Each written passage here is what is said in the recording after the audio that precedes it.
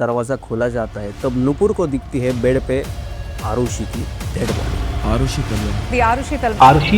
आरुषि तलवार। लेकिन शॉकिंग चीज़ तो ये थी कि पुलिस ने इन सब के बावजूद भी क्राइम सीन को सीज नहीं किया था।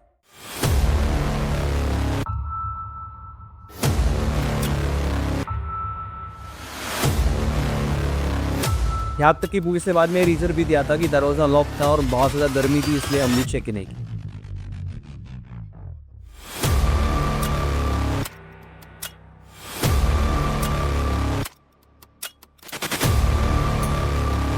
अब कुछ लोगों ने सुबह खून को नोटिस नहीं किया, इसलिए पुलिस ने खुद ही अज्यूम कर लिया कि शायद जो लोग आरुषि की मैट्रेस दुकान के लिए टेरेस पे लेके गए तब उस मैट्रेस की वजह से वहाँ पे खून के निशान लग गए। सीबीआई की 2 टीम कैसे बनी, एविडेंस को टेम्पर्ड कैसे किया गया, किस तरह पुलिस की लापरवाही की वजह से ये केस इतना लंबा चल रहा है और मर्डरर के फिंगरप्रिंट्स मिलने के बावजूद भी क्यों कुछ नहीं हुआ, इन सब सवालों के जवाब आपको लास्ट तक जरूर मिल जाएंगे।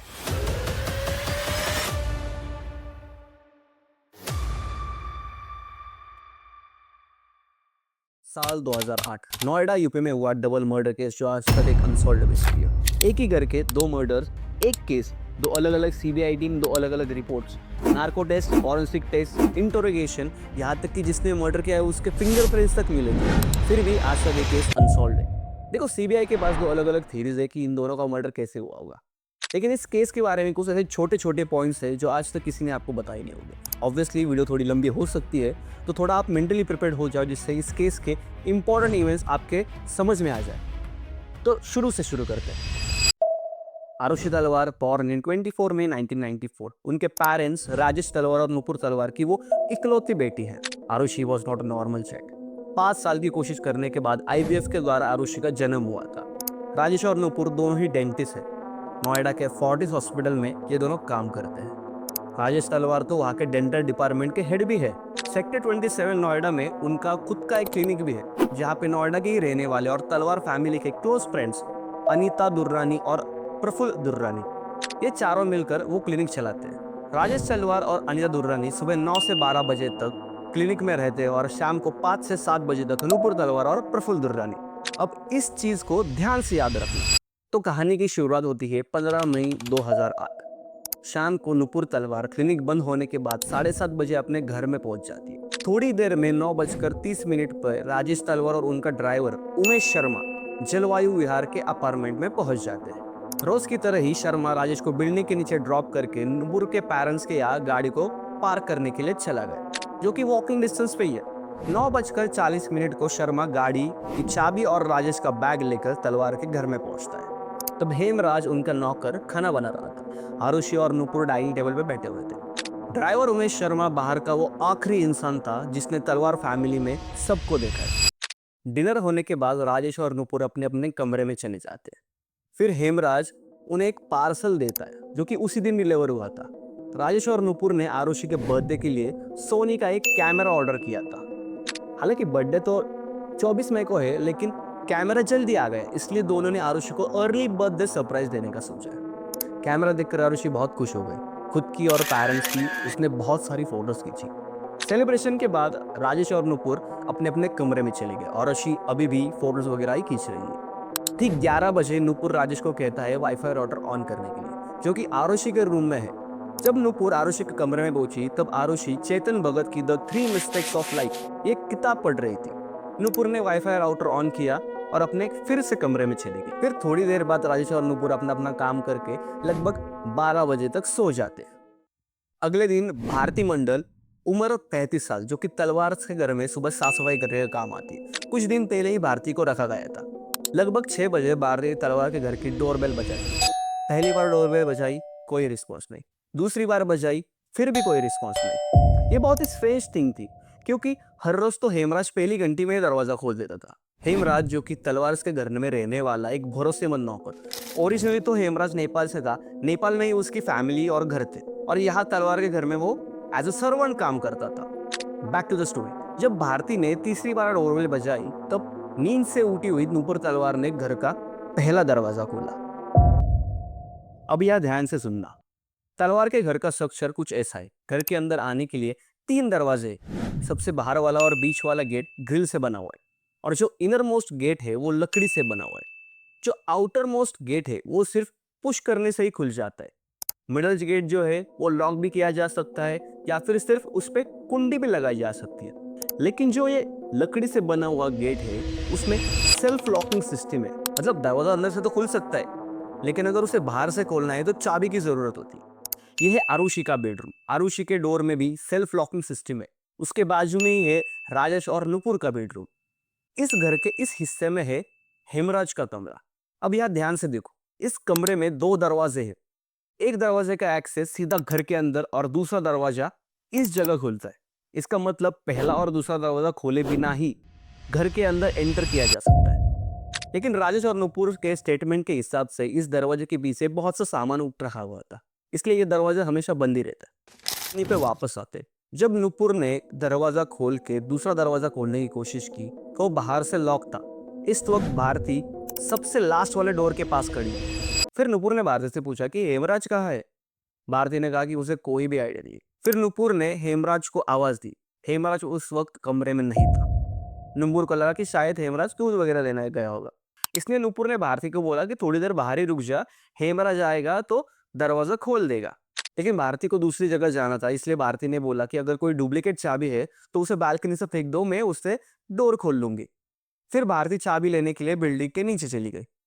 उसी वक्त नुपुर ने हेमराज को कॉल किया। पहली बार तो कॉल पिक किया गया लेकिन 2-3 सेकंड में ही कॉल डिस्कनेक्ट हो गया। नुपुर ने फिर से कॉल किया लेकिन अब फोन स्विच ऑफ आ रहा था। ध्यान से सुनो, पहला कॉल 2 सेकंड बाद डिस्कनेक्ट हो गया और बाद में फोन स्विच ऑफ हो गया। इसका मतलब उस वक्त किसी ने तो फोन उठाया था। फोन स्विच ऑफ लगने के बाद नुपुर बालकनी से चाबी फेंकने के लिए चली गई। चाबी फेंकने के बाद नुपुर अंदर आई, तब राजेश भी उठ चुका था। बेडरूम में आकर राजेश ने देखा कि हॉल में डाइनिंग टेबल पे उनकी विस्की की बोतल पड़ी हुई है। हालांकि कल रात को उस बोतल को किसी ने छुआ ही नहीं था। उसी वक्त नुपुर भी वहां पे आ जाती है। राजेश ने नुपुर से पूछा कि बोतल किसने रखी यहाँ पे।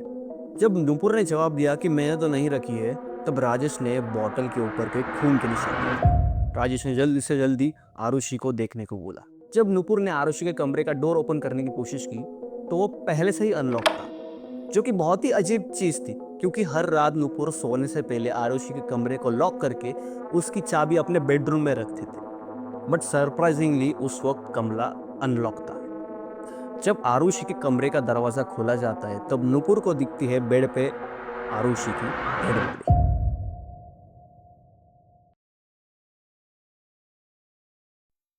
दूसरी तरफ भारती चाबियां लेकर ऊपर आती है। जब भारती लास्ट वाले गेट के पास पहुंचती है और उसे धक्का देती है तो वो गेट खुल जाता है।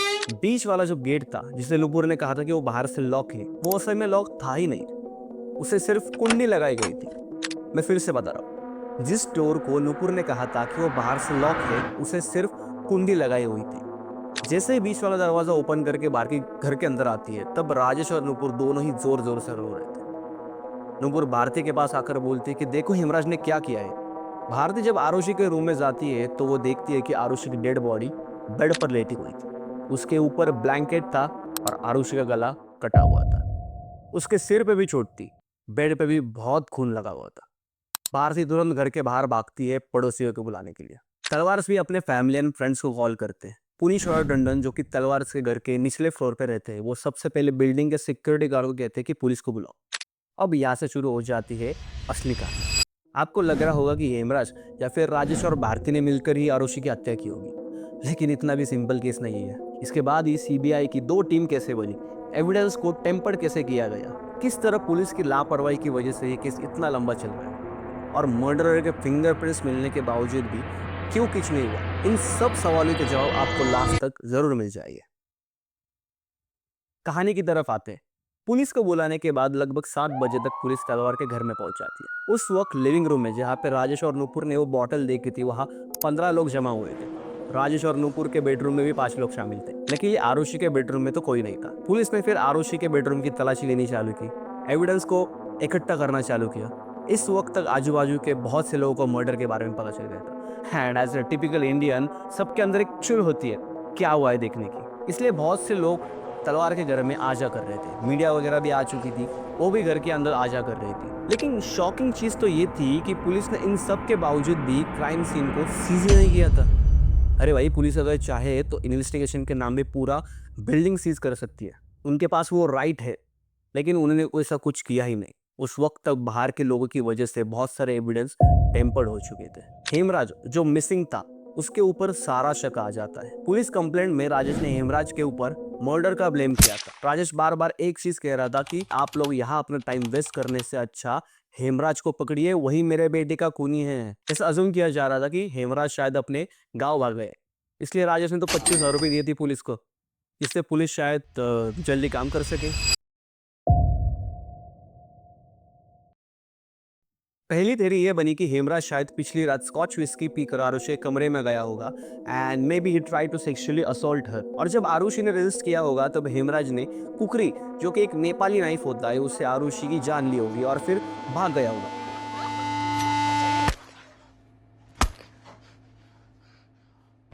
अब ये कुकरी पुलिस के दिमाग में कैसा है इसका कोई भी आइडिया नहीं है, क्योंकि किसी ने भी हेमराज के पास कुकरी होने का जिक्र ही नहीं किया था। शायद नेपाली है इसलिए उसके पास कुकरी होगी, ये उन्होंने अज्यूम किया होगा। अब इसी स्टेटमेंट के हिसाब से पुलिस हेमराज को ढूंढना चालू करती है। बैक टू द तलवार हाउस। थोड़ी बहुत इन्वेस्टिगेशन के बाद 8:30 बजे तक आरुषि की बॉडी को पोस्टमार्टम के लिए ले गए, साथ में 2 पुलिस कांस्टेबल, राजेश का भाई दिनेश तलवार, उनका ड्राइवर उमेश शर्मा और राजेश का एक चाइल्डहुड फ्रेंड अजय चड्डा, ये सब आरुषि की बॉडी के साथ गए थे। पोस्टमार्टम की भी एक अलग स्टोरी है। उस दिन पोस्टमार्टम लिखते वक्त दिनेश तलवार, जो कि राजेश तलवार के भाई है, डॉक्टर सुशील चौधरी, जो कि दिनेश तलवार के दोस्त और आईकेरा हॉस्पिटल के चेयरमैन भी है, और के गौतम, एक रिटायर्ड डीएसपी, जो कि आरुषि की पोस्टमार्टम लिखने में मदद कर रहे थे। इन तीनों के बीच में एक कॉल होती है। अब इस कॉल में क्या कन्वर्सेशन हुई है तो आपको आगे की कहानी के साथ पता चली जाएगा। अराउंड दोपहर के 1 बजे आरुषि की बॉडी को वापस घर लाया गया। लिविंग रूम में बर्फ के ब्लॉक पे उसकी बॉडी को रखा गया था।